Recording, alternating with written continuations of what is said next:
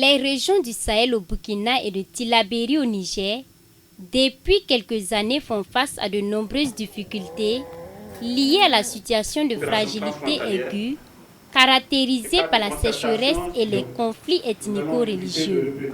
En vue donc de renforcer la résilience de ces communautés vivant dans ces zones, il a été mis en place le programme de résilience et de cohésion sociale des communautés transfrontalières du Liptako-Gouma, qui vise à améliorer les conditions de vie, la résilience de l'insécurité alimentaire et nutritionnelle et la cohésion sociale des populations vulnérables.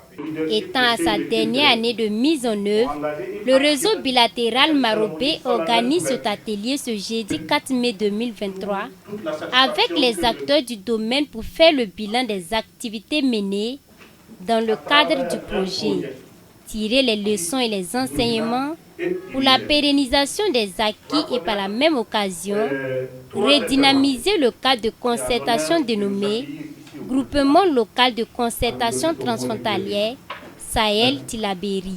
Nous sommes en dernière année de projet, comme vous le savez, et pour nous, l'important, c'est que justement, les communautés, l'État, les services techniques déconcentrés puissent s'approprier bel et bien le projet et continuer certaines activités qui, on pense, ont eu une véritable valeur ajoutée auprès des populations.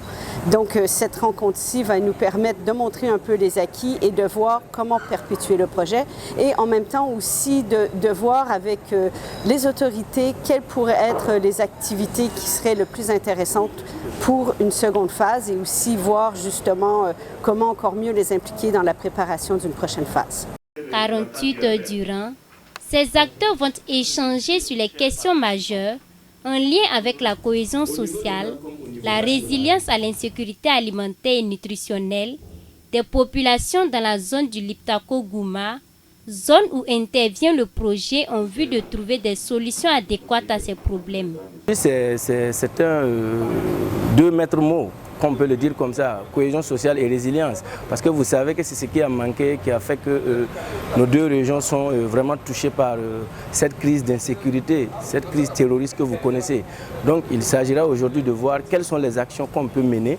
Tel que vous l'avez vu, on a parlé de la nutrition, on a parlé de redynamiser, de redonner de l'emploi à certaines personnes.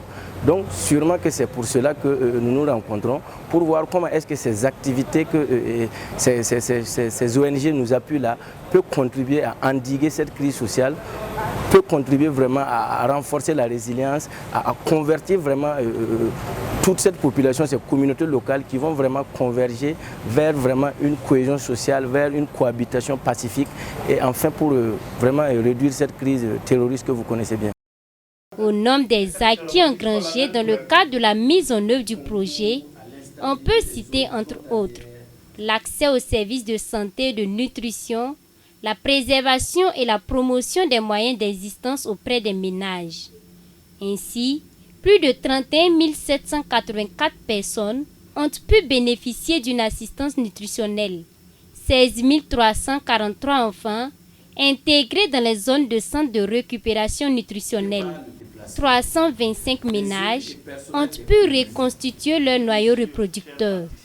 2534 ménages ont adopté de nouvelles pratiques agricoles et 12 plans communautaires ont été élaborés et mis en œuvre dans le cadre des changements climatiques selon le rapport du projet. Avec l'approche triple nexus humanitaire, développement et paix, les ménages très pauvres sont devenus quand même plus résilients. C'est-à-dire que par exemple au Burkina Faso, on a vu que l'année passée, la situation à cause de l'inflation des prix et tout, ça a été quand même très difficile pour les ménages très pauvres.